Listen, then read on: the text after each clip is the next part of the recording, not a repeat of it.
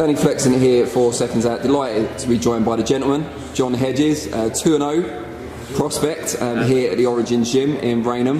As you can probably see in the background, proprietor Mark Tibbs. And I guess the first question is, you were back out in April, second pro fight, but 10 pounds heavier than the first one. Just tell us what went into the decision to move up in weight so early on in the career. Do you know what it was, Danny? As soon as I moved to the Tibbs stable, Jimmy, the first thing Jimmy said to me is put on a bit of weight, get a bit of muscle on. I actually made championship weight for super middle in my first fight, so I don't really know what was going on. I come in on championship weight like I did. Lesson learned really. I tried to starve myself down too much, but now I'm at a more natural weight. Still, I've got to lose weight to make it because I'm a big lump, but yeah, it just suits me. Light heavy, I can be comfortable. I can work more on just my technique and my training instead of having to think about starving myself. So yeah, I'm glad I'm at light heavy now. And just tell us how you made that change. Was it simply a case of, you know, eating more? Is it that simple, or did you have to change elements of your training as well? We started off with foundation training in the SSC gym with Kevin Reynolds. Mark was doing it with me. Got me base there. I didn't touch weights as an amateur, so when I was doing the pro, I needed to start getting a bit into my game. Hit the weights and then just started eating properly, and instead of starving myself and being hungry in the ring, I was going in there with a full stomach and eating the proper food. And how do you compare the performance levels from the first fight to the second one? I mean, I'm guessing you were happier. Yeah, definitely. Like, I think everyone who watched it, you could see the improvements, you could see how much stronger I looked, and yeah, it was a massive improvement from my first fight, so as long as I keep improving like that, it's going to be good. And we were told by Sam Jones, amongst other people, when you turned over, that you're a very big puncher for an amateur. You know, you'd stop quite a lot of your opponents. Will we start to see more of that now you're up at light heavyweight? Because obviously the first fight you were moving around quite a lot. Will you be more confident in planting your feet now you're feeling stronger? 100%. I feel stronger in myself, I feel stronger in my legs and everything, to be fair, so I can take centre without having to box all the time, and I can start letting my shots go. And that was obviously my first fight at light heavy.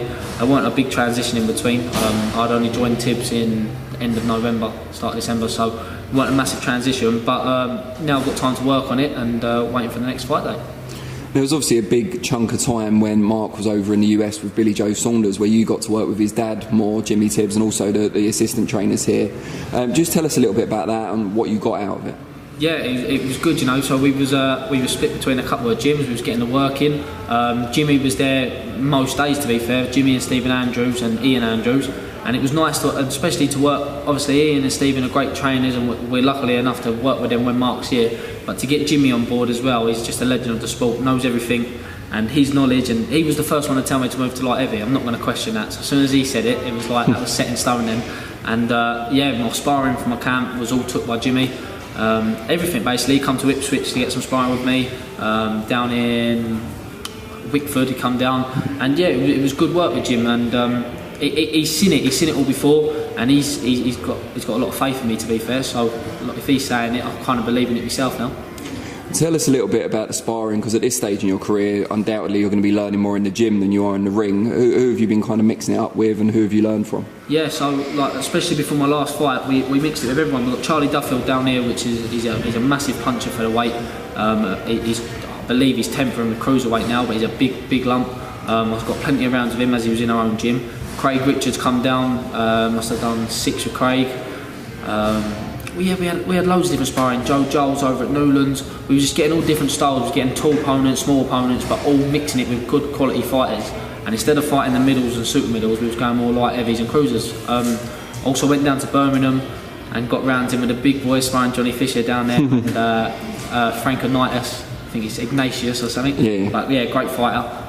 So yeah, mixing it with the big lumps just so I can move their body weight and getting used to it. What's it like sparring with Johnny? Because obviously you're both on the same team. You're not trying to kind of kill each other in there, but what's that kind of challenge like? So, yeah, I do ease the power down with him. So, nah, he's an absolute beast, Danny, to be fair. His presence. His presence is going to get you fit. It's going to get you strong, because you won't be able to push him back. So it's impressive, to be fair. And to get in the rounds with him where he's very respectful and holds his power back, you can learn, and it's good for both of us. Especially like his debut, he had Matt Gordon a southpaw. I'm a southpaw. I'm Matt Gordon's height, so it was good for us both to learn and getting used to different styles.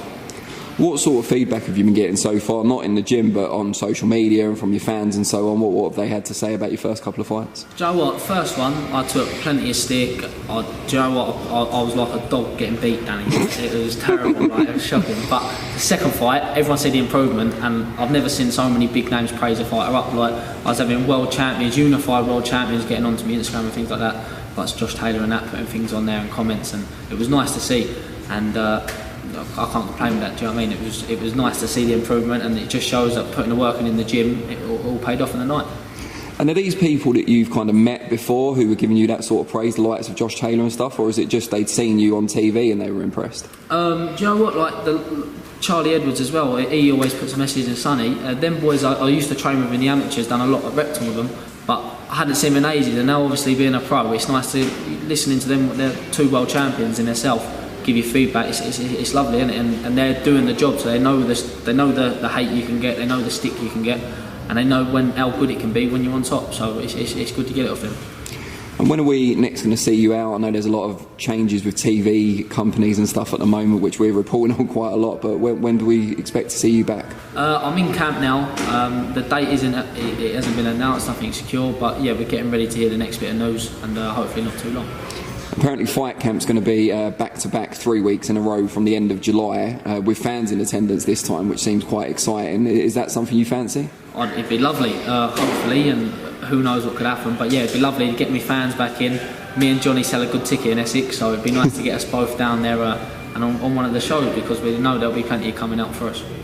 Is that something you've missed from the amateurs? Not the selling tickets, because that can be a bit of a ball ache, but the actual having the fans in attendance cheering you on and having that sort of strong connection with the people that follow you? Yeah, like in the amateurs, I sold a good ticket for as far as amateur boxing went. Do you know what I mean? Like, it's not like loads of people used to come to amateur fights, and to be fair, I'd bring a crowd with me. So I do miss it, yeah, because that's your buzz. That's that extra gear. Sometimes when you can't find it, you might be a bit low in a fight.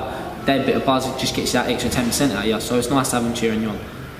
Brilliant. We've asked you this before, but obviously never too late to make some new fans. How can people find you on social media? So Instagram is John Hedges 1, Twitter John Hedges _, and then Facebook is just John J Hedges. So yeah, hit me up. Thanks to all my sponsors, 11 Degrees, Foxley Group, Pro Stone Limited. Mate, the list goes on, but they know where they are. So thank you very much. Great stuff. Cheers, mate.